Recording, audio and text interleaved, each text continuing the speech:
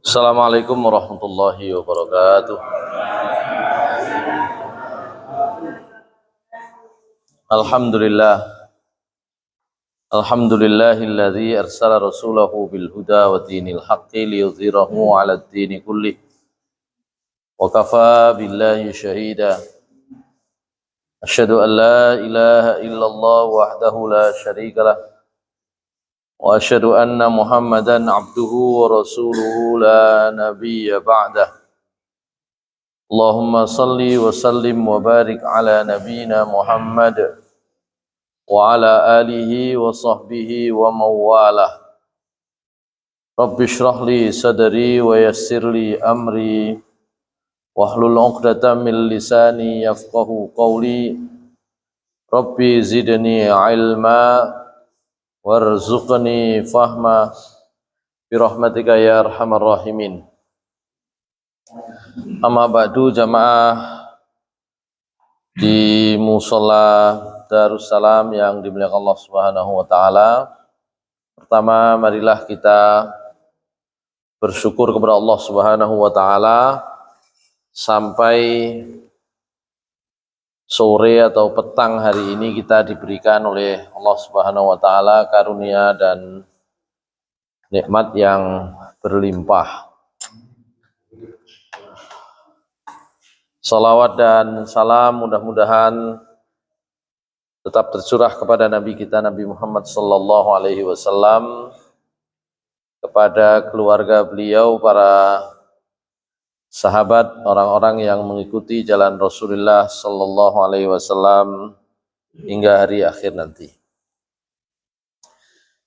Hadirin jamaah sekalian yang dimuliakan Allah Subhanahu wa taala, kemarin kita atau pekan lalu kita masih di ayat yang ke-12 dari surah Al-Baqarah. Meskipun yang dibaca itu sampai ayat 14 atau bahkan sampai ayat 16 kemarin itu ya, masih bicara tentang ciri-ciri orang munafik. Ayat berikutnya, ayat 13 juga demikian. Beberapa karakter utama yang disebut untuk mempertegas ciri yang sebelumnya dibahas, barangkali tidak akan diulang, tapi beberapa istilah di ayat 13 ini yang baru, yang belum muncul di ayat sebelumnya, akan coba kita lihat lebih rinci. A'udzu billahi minasyaitonir rajim. Wa idza qila lahum aminu kama amanan nasu qalu anu'minu kama amanas sufaha ala innahum humus sufaha walakin la ya'lamun.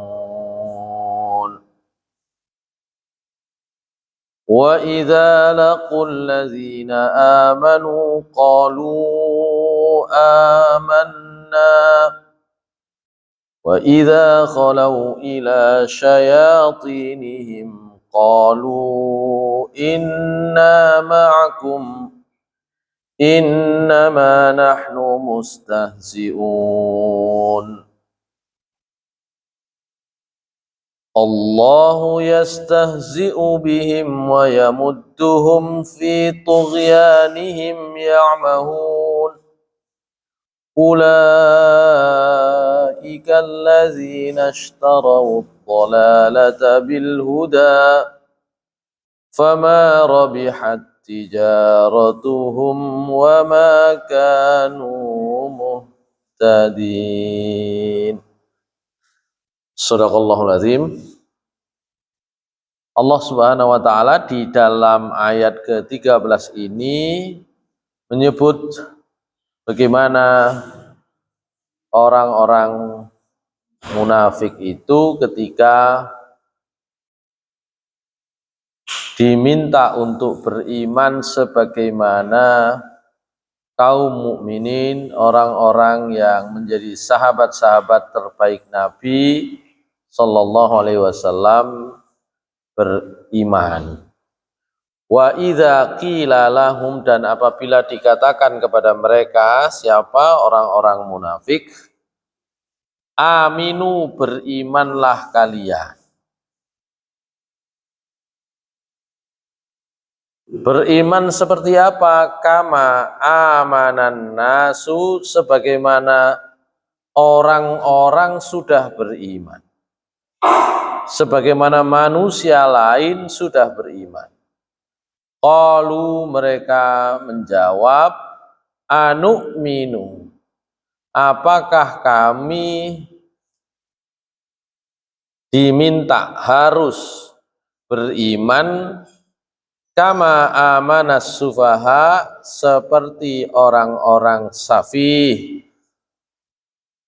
As-sufaha itu jamak dari kata as-safih.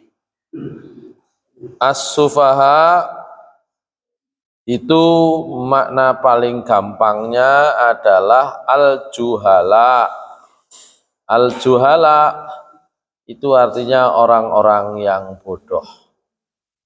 Apakah kami, mereka mengatakan, apakah kami harus beriman seperti imannya orang yang bodoh? Ala innahum humus sufaha, ketahuilah oleh kalian semua, innahum, sesungguhnya mereka lah humus sufaha, orang-orang yang sufaha, yang bodoh betulan. Walakin la ya'lamun, sayangnya mereka, akan tetapi mereka tidak mengetahui. Hadirin sekalian yang dimuliakan Allah Subhanahu wa taala.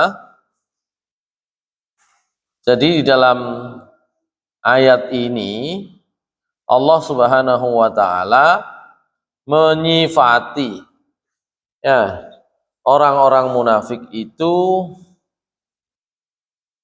dengan bagaimana mereka menganggap orang lain, bagaimana mereka menilai orang lain.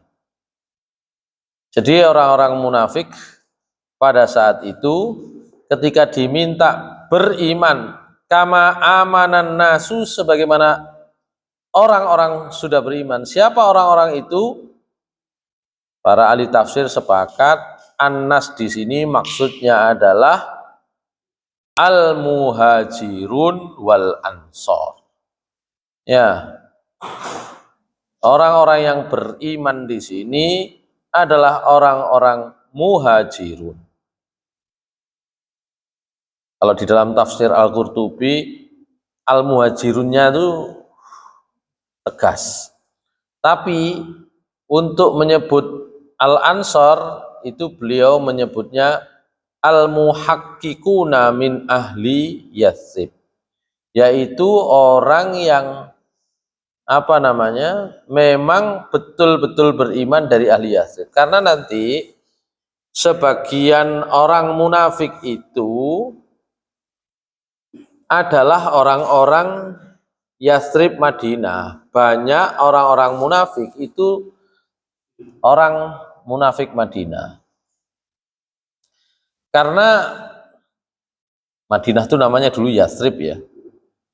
Karena Nabi SAW itu ketika datang ke Yathrib, maka status beliau itu sebenarnya kan pendatang. Sementara orang Yathrib itu adalah penduduk pribumi. Kalau Nabi datang dalam status, atau Nabi hadir di Madinah dalam status pendatang, maka sebenarnya ada strata sosial yang sedikit terganggu. Kalau orang-orang Quraisy itu rata-rata menentang Nabi ya menentang betulan, gitu ya, menentang betulan. Tapi kalau orang-orang Yathrib itu sebagainya muncul dalam bentuk orang munafik, karena asalnya mereka itu adalah orang-orang yang di sana, di Yathrib, di Madinah itu punya kedudukan. Salah satu contoh yang terkenal itu adalah Abu Amir, gitu ya, di antara orang munafik itu ya, atau Abdullah bin Ubay bin Salul, ya. Kalau Abu Amir itu yang mendirikan namanya Masjid Dirar. Abu Amir itu sebelum Nabi SAW datang ke Madinah, orang yang punya kedudukan, dia itu adalah ya ulamanya orang Madinah, gitu ya. Ahli kitabnya orang Madinah. Jadi seorang yang mempelajari agama yang sebelumnya diturunkan oleh Allah Subhanahu wa taala, ya, sebelum kedatangan Nabi Muhammad SAW. Jadi dia itu salah satu pendeta yang cukup dihormati. Loh, kalau datang Nabi kemudian berubah, ya, status sosialnya nggak seberapa diperhatikan oleh orang, nggak seberapa didengar, padahal awalnya itu adalah orang-orang seperti Abu Amir itu mendapatkan tempat yang terhormat di masyarakat, maka tidak heran, tidak aneh kalau kemudian orang seperti Abu Amir ini menjadi orang munafik.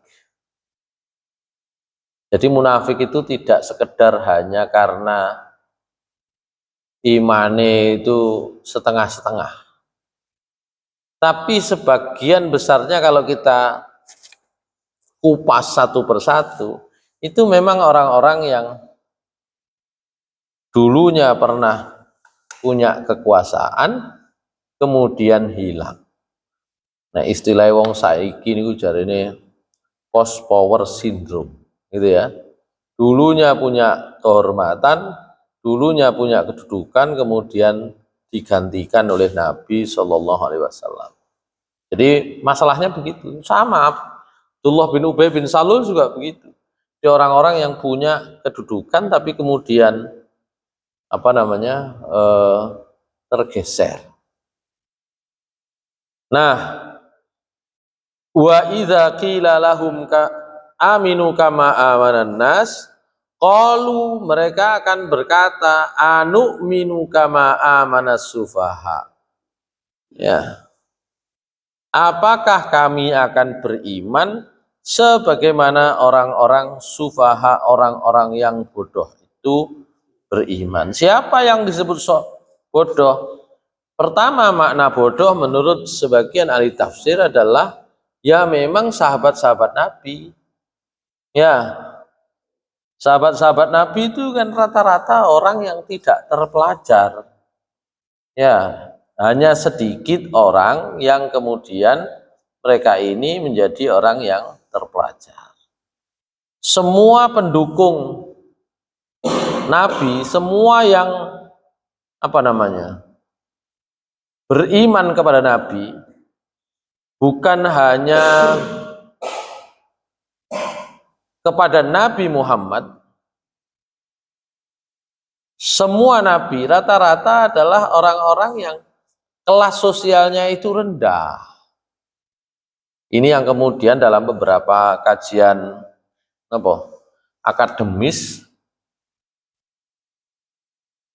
Nabi itu disebut sebagai Nabi Muhammad SAW dan Nabi-Nabi yang lain itu disebut sebagai revolusioner. Apa revolusioner itu? Yang melakukan perubahan besar.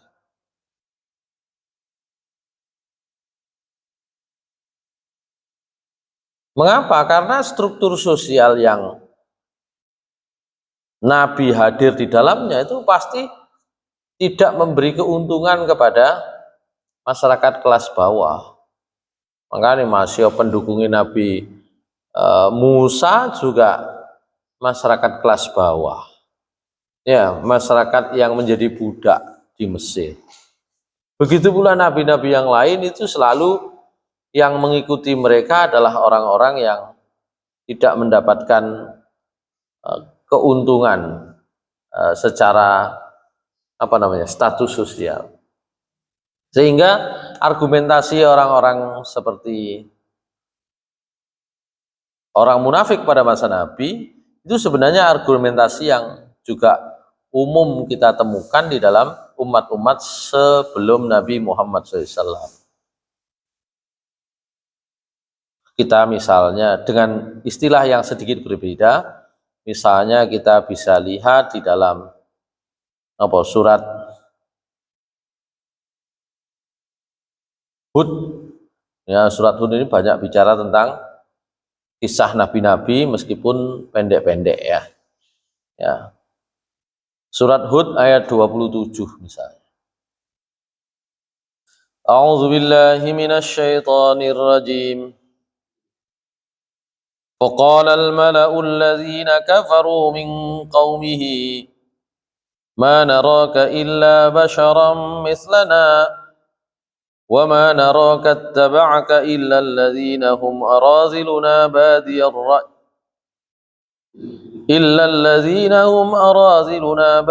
الرأي وما نرى لكم علينا من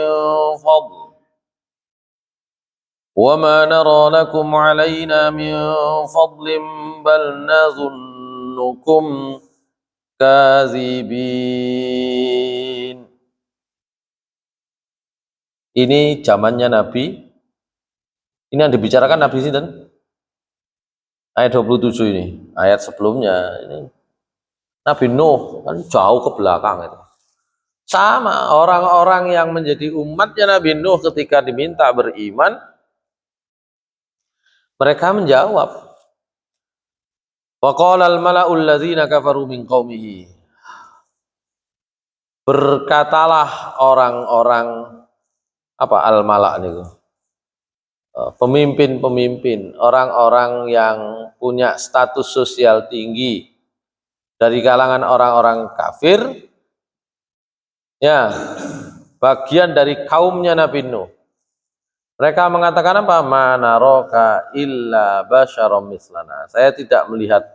Kami tidak melihat kamu wahai Nuh kecuali ya padha menungsoni. Wa ma naraka taba'aka illa alladzina araziluna badiyar ra'yi. Dan kami tidak menemukan yang mengikutimu wahai Nabi Nuh kecuali yang mengikuti itu hanyalah orang-orang yang araziluna, yang rendahan dibanding kami. Badiyar ra'yi, badiyah itu masdarnya adalah badawah. Badawah itu pikirannya desa. Badiyar ra'yi, yang pikirannya desa, kampungan. Kami tidak melihatmu kecuali ya sama dengan kami adalah manusia biasa, dan kami tidak melihat orang-orang yang mengikutimu, ya, yang beriman kepadamu wahai Nuh, kecuali adalah orang-orang yang levelnya jauh di bawah kami. Mereka adalah orang-orang yang badiyar ra'yi, pikiran itu sik ndeso. Wa mana lakum alaina min fadl, dan kami tidak melihat kalian itu memiliki keunggulan sedikit pun dibanding kami. Bal nazunnukum kadzibin, bahkan kami menduga, kami yakin bahwa kalian itu adalah orang-orang yang hanya bisa omong doang, berdusta, gitu ya. Jadi biasa kalau disebut umat Nabi Muhammad SAW itu disebut dengan sufaha, gitu ya. Itu makna as-sufaha yang pertama, orang-orang bodoh, di mana memang kebanyakan pengikut Nabi pada masa awal itu adalah orang-orang yang memang tertinggal secara pendidikan. Tapi pantun itu kan berubah. Itu bedanya posisi Nabi dengan kita ya. Jadi kalau pendidikan yang diberikan Nabi itu merubah atau mengubah, bukan merubah ya, mengubah masyarakat itu menjadi masyarakat yang lebih maju. Itu yang pertama, makna kata as-sufaha ya. Yang kedua, ini juga ada dalilnya. Kalau tadi diperkuat dengan surat Hud ayat 27. Orang yang disebut sufaha, bodoh di sini adalah ya bodoh karena status sosialnya rendah. Nah, yang kedua makna sufaha itu adalah orang yang bodoh karena pendek pikiran, pendek nalar. Di dalam Al-Quran juga disebut yang seperti ini, bahwa as-sufaha itu adalah orang-orang yang pendek akal, pendek pikiran. Sinten pendek akal, pendek pikiran? Kira-kira sinten? Sing diarani pendek akal, pendek pikiran. Soalnya kadang-kadang orang sekarang itu ya alergi kalau disebut seperti ini. Orang-orang yang disebut oleh Allah Subhanahu wa taala pendek pikiran adalah anak-anak dan kaum perempuan. Ya. Coba kita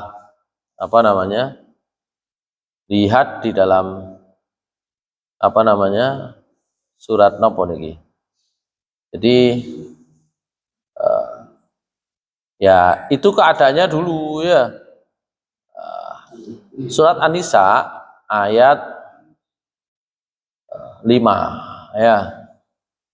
Surat An-Nisa ayat 5. Ini kan tentang harta waris ya.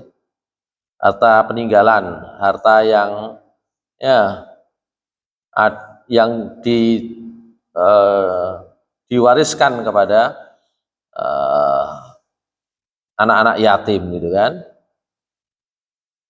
A'udzubillahi minasyaitonirrajim.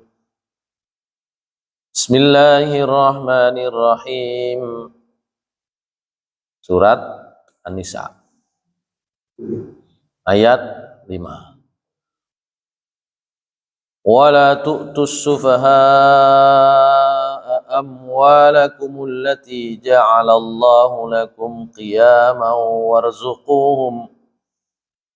warzuquhum fiha waksuhum wa qulu lahum qawlan ma'rufa wala tu'tus sufaha. Jadi di sini as-sufaha di sini yang disebut oleh Allah bukan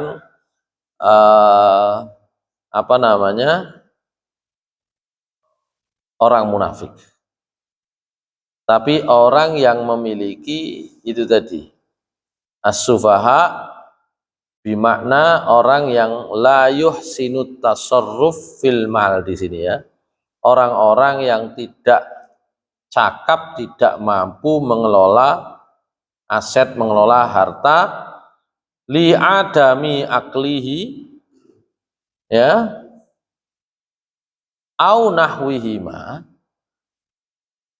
wa li adami rusdihi kas-saghiri wa ghairir rasyidi. Jadi yang disebut sufaha di sini adalah orang-orang yang tidak memiliki kecakapan mengelola uang. Nah, sebabnya ini yang penting. Bisa karena ya hilangnya akal seperti orang gila, tentu ini tidak masuk. Atau bisa jadi li adami rusdihi, memang burung patik terpelajar. Jadi pada masa Nabi SAW, kaum perempuan kan memang kebanyakan tidak terpelajar.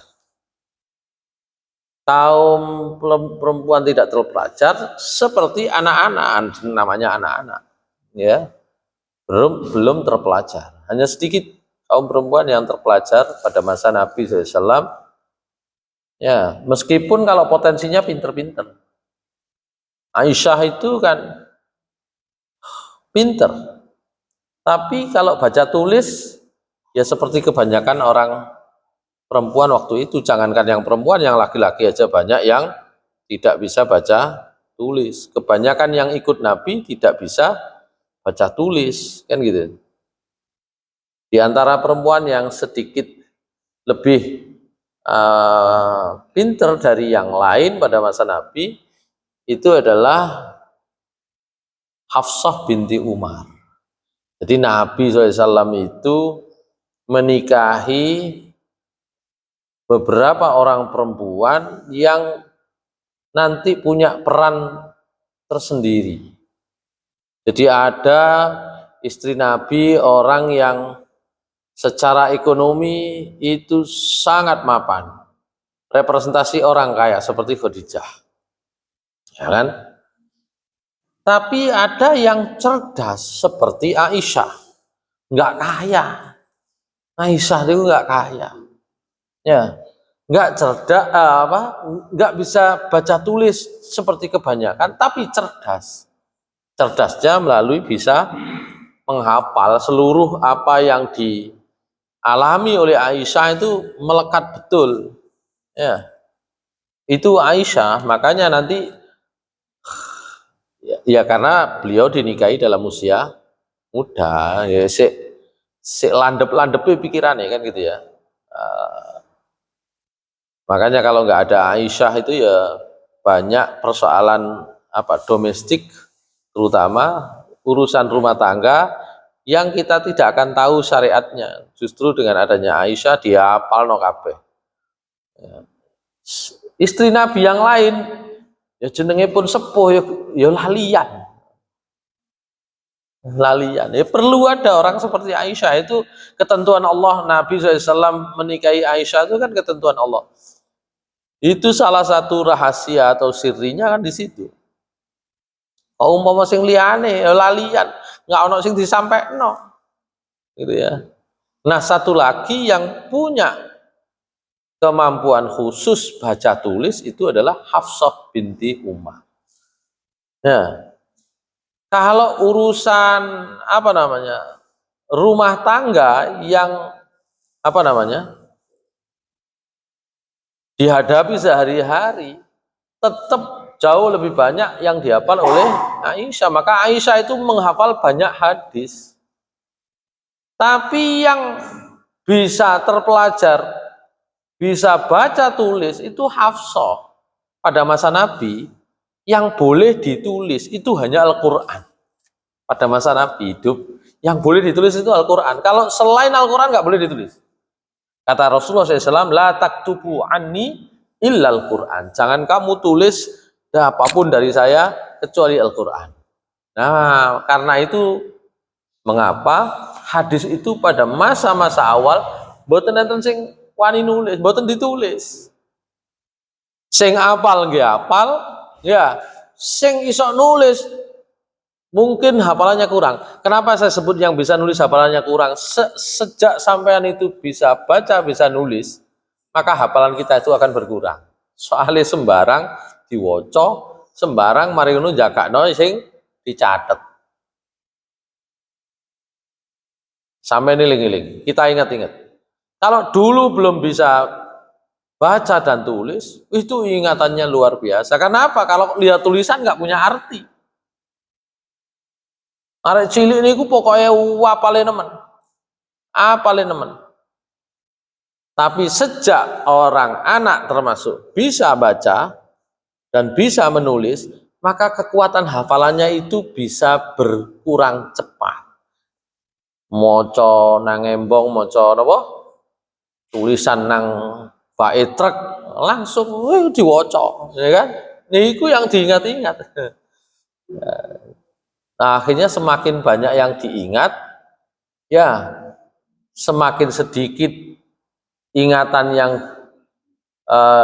disediakan untuk menghafal Al-Quran, maka ya nggak sama dengan yang masih belum bisa baca dan tulis. Anak-anak itu kenapa menghafal Al-Quran itu sejak muda itu karena kalau sudah seperti kita moco ae lah pokok angel-angel tuh hafal no. Gitu. Itu secara psikologi akan berubah. Itu namanya ada tradisi dengar, ada tradisi baca. Kalau sekarang tradisinya itu praktek, tradisi keilmuan. Nah ini nek mboten praktek, arek-arek niku gak iso, langsung praktek. Anak sekarang. Kenapa? Karena yang dihadapi adalah peristiwa. Arek saniki kakean lunga rono. Sehingga apa? Semua itu masuk memorinya. Sampean nggak ada HP toh. Jenengan kan nggak ada HP. Niku nek diisi kabeh video, dilu pun coba sama isi tulisan. Diisi tulisan. Oh, suwe. Gak bek. Nggak penuh-penuh diisi tulisan piro ae. Ya. Napa jenenge? Surat undangan. Masih tumpuk pinten ae gak penuh-penuh. Kenek digawe foto ambek napa video, nah dilu penuh. Ini sama kayak memori kita. Kurang lebih sama. Anak sekarang itu semakin sulit menghafal karena dia semakin sering melihat peristiwa. Wah, peristiwa itu mesti langsung nempel nang mriki. Dijak mlaku-mlaku nang gone alun-alun, dijak mlaku-mlaku nang gone lipo, dijak mlaku-mlaku. Terus semakin sering maka cepat penuh memorinya.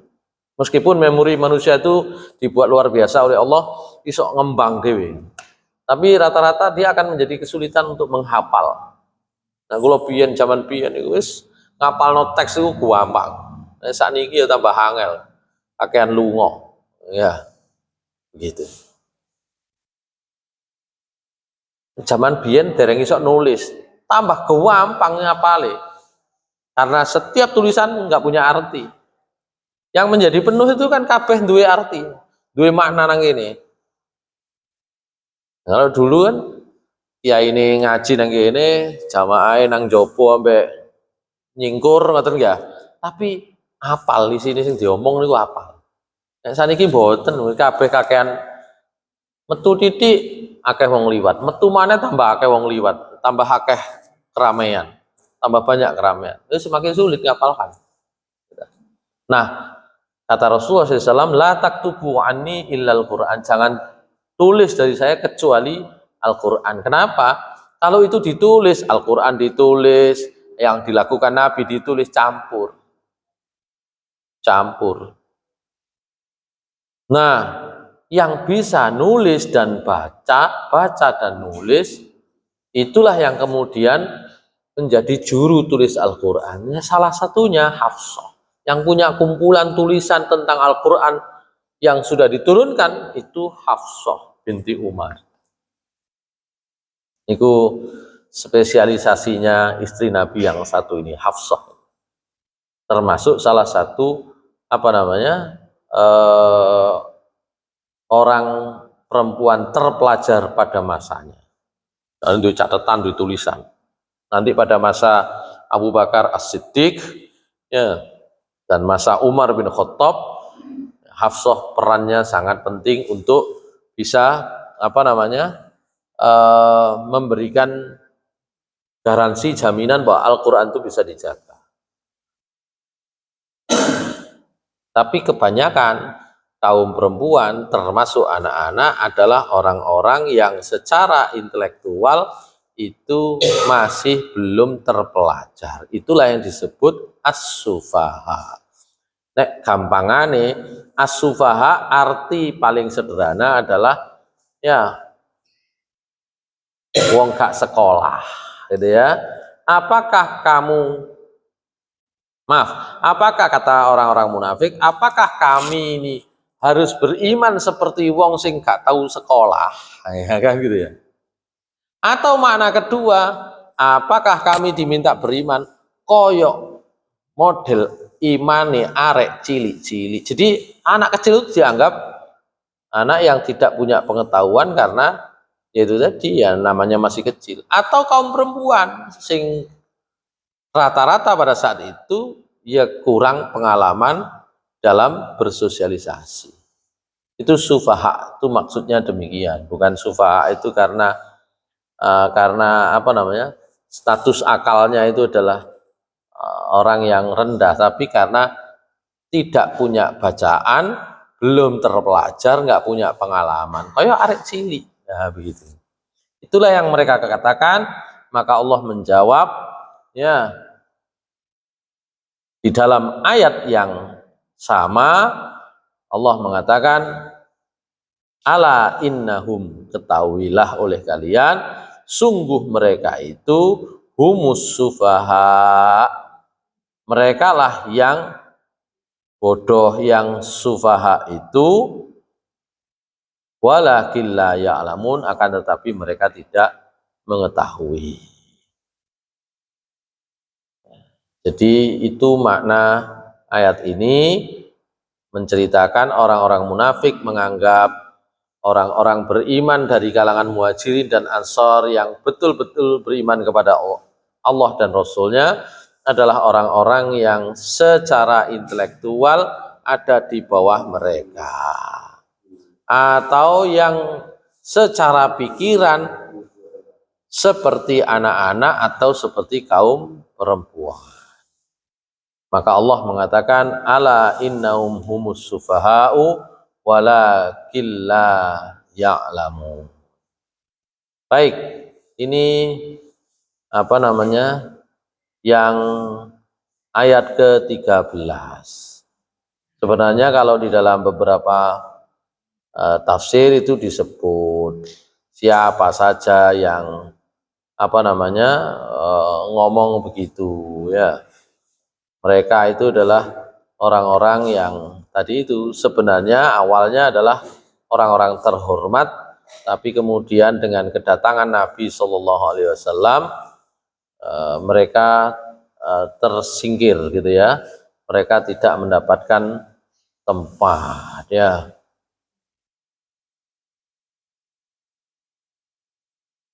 Yang berikutnya, wa idza laqul ladzina amanu qalu amanna, dan apabila mereka bertemu dengan orang-orang yang beriman, mereka mengatakan amanna, kami pun beriman. Ya, ala innahum, wa idza laqul ladzina amanu qalu amanna wa idza khalau ila syayatinihim, tapi apabila mereka itu khalwat, menyendiri, ila syayatinihim, itu diartikan oleh sebagian ulama maknanya adalah ma'a syayatinihim, mereka menyendiri bersama setan-setan mereka. Qalu inna ma'akum innama nahnu mustahzi'un. Mereka mengatakan kami bersama kalian. Kalian siapa? Ya setan-setan itu. Setan-setan itu siapa? Sebagian ahli tafsir menyebut setan itu setiap mereka yang membangkang itu disebut setan. Sementara arti dasarnya setan itu adalah al-bu'du, jauh, maksudnya jauh dari kebenaran. Nah, siapa mereka ini? Sebagian ahli tafsir menyebutnya setan itu adalah ya setan dari kalangan jin, khususnya mereka yang tukang dukun, tukang sihir. Ya setannya adalah setan dari kalangan jin. Tapi kalau yang dimaksud setan di sini dari kalangan manusia adalah tentu saja kawan-kawan mereka yang menyimpang dari jalan agama. Ngaku iman niku gampang, tapi Rasulullah SAW itu memberi indikator yang mudah. Kata Rasulullah SAW dalam sebuah sabda beliau, idza ra'aitumur rajula ya'tadul masjidah fashhadu lahu bil iman. Dari Kanjeng Nabi SAW, idza ra'aitum, apabila kamu melihat ar-rajula, wong lanang, ya termasuk sebenarnya siapa saja.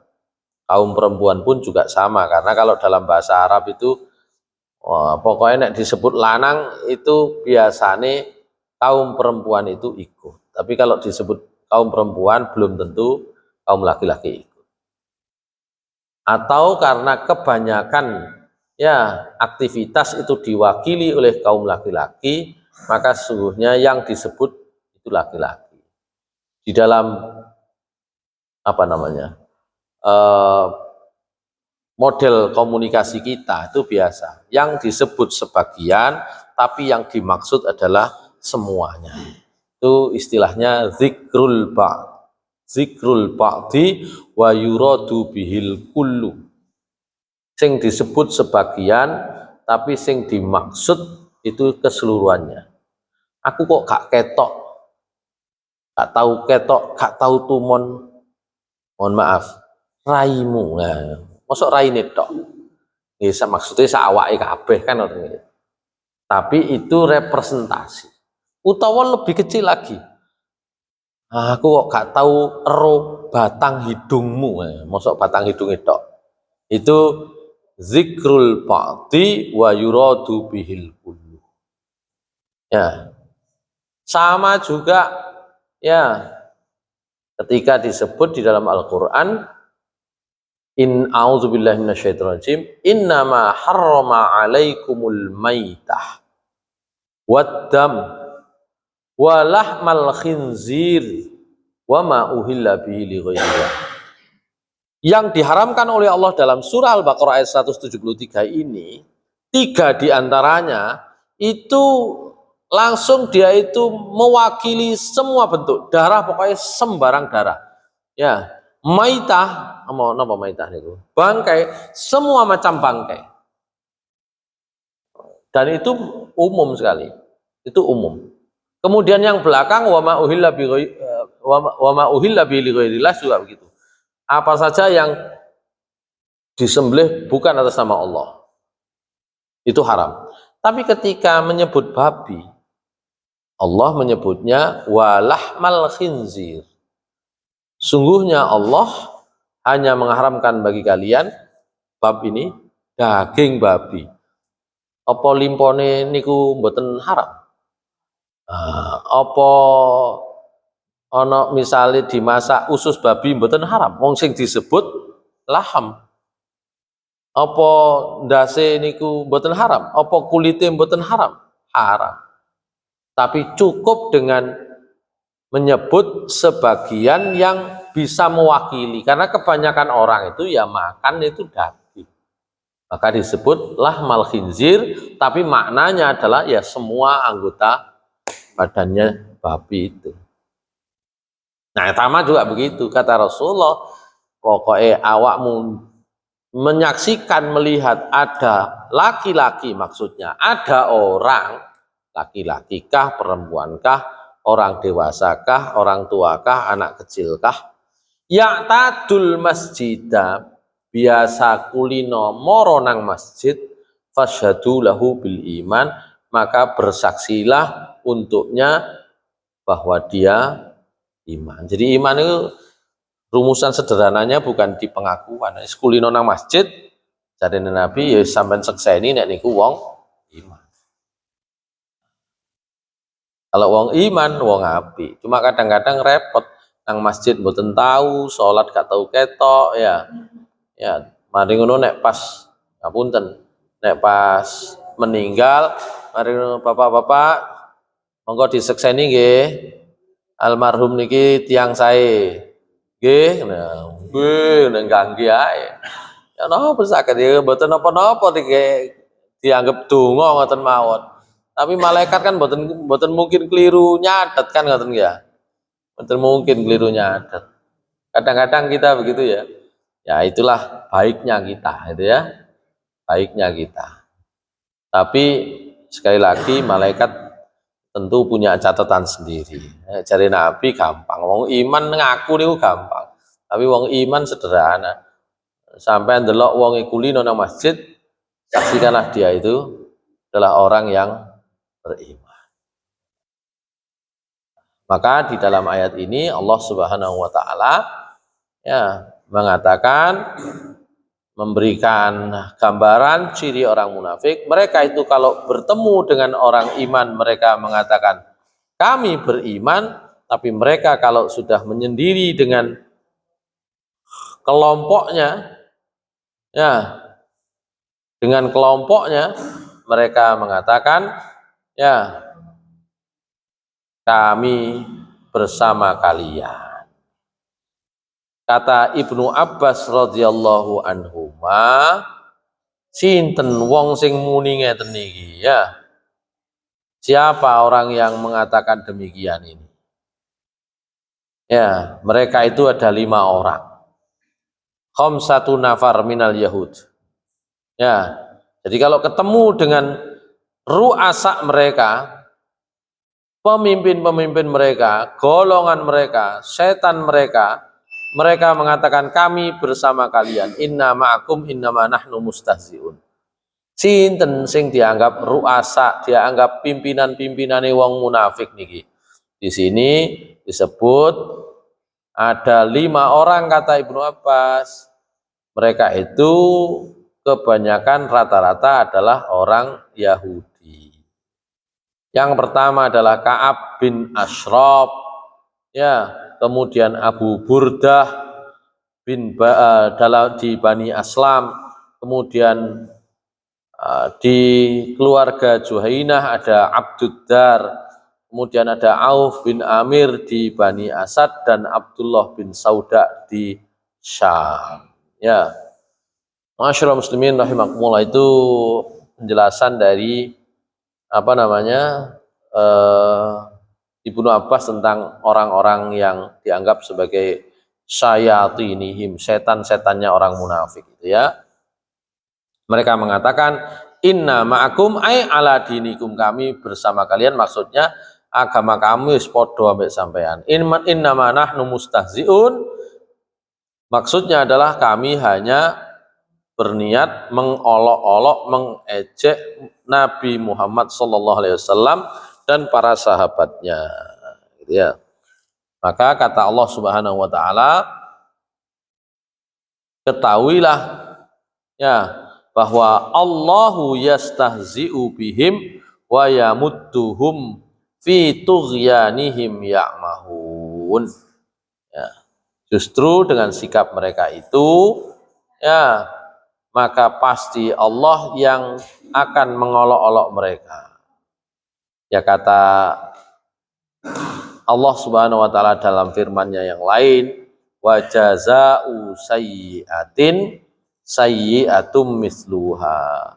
Balasannya sebuah dosa, kesalahan, kekeliruan, ya, itu adalah dibalas dengan kejelekan yang setimpal. Kalau mereka itu, ya, ulaika, maaf, innama nahnu mustahzi'un, kalau mereka itu mengatakan kami hanya mengolok-olok, maka Allahu yastahzi'u bihim, Allah lah yang mengolok-olok mereka. Dan bahkan lebih daripada itu, wa yamudduhum, dan Allah membiarkan mereka fi tughyanihim, dalam kesesatan mereka itu, ya'mahun, mereka buta. Ulaikal ladzina ishtarawud dhalalata bil huda, mereka itulah orang-orang yang sudah membeli kesesatan dengan harga petunjuk. Jadi petunjuk ditukar dengan kesesatan. Fama robihat tijaratuhum wama kanu muhtadin, maka tidaklah mungkin akan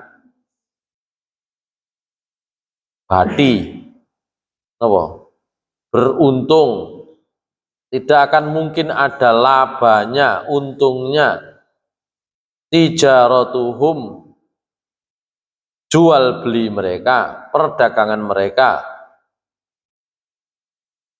wa makanu muhtadin, dan tidaklah mungkin mereka itu menjadi orang yang mendapatkan petunjuk. Masyaallah muslimin rahimakumullah, sering disebut oleh Allah Subhanahu wa taala bahwa perjanjian kita dengan Allah itu dengan jual beli. Ya. Jadi kalau orang munafik itu jual beli, ya, cuma yang dibeli adalah kesesatan, yang dijual adalah petunjuk. Nah, kalau orang-orang yang beriman beda lagi, yang dibeli adalah surga Allah, ya, yang dijual adalah ya ketaatan atau kepasrahan jiwa mereka. Allah Subhanahu wa taala menyampaikan di dalam surat napa niki? Surat At-Taubah ya, ayat 111. Jadi kita itu perjanjiannya dengan Allah itu diumpamakan seperti jual beli. Innallaha ashtara minal mu'minina anfusahum wa amwalahum bi anna lahumul jannah.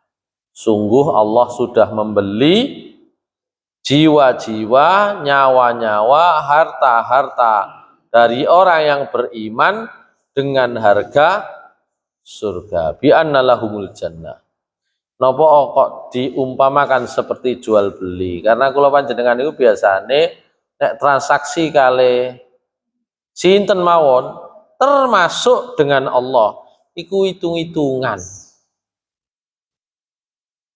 Nek salat duha niku pahalai pinten nggih? Hitung-hitungan. Ora rakaat iku oleh apa? Kan hitung-hitungan jenengan. Kayak dodolan. Ya. Nek pahalai salat malam niku napa nggih? Jadi kita itu kulino hitung-hitungan. Kulino bertransaksi. Maka karena secara psikologis kita itu begitu, Allah Subhanahu wa taala langsung menyebut, ya memang Allah sudah membeli. Ya, dari orang-orang yang beriman itu baik jiwa maupun harta mereka dengan harga surga. Ya. Sebagaimana orang munafik juga sama seperti kebanyakan orang melakukan transaksi jual beli, hanya saja modal niku kegeden. Ya.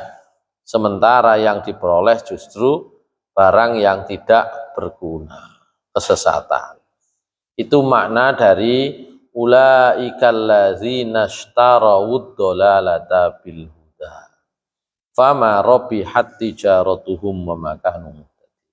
Barangkali itu yang bisa kami sampaikan.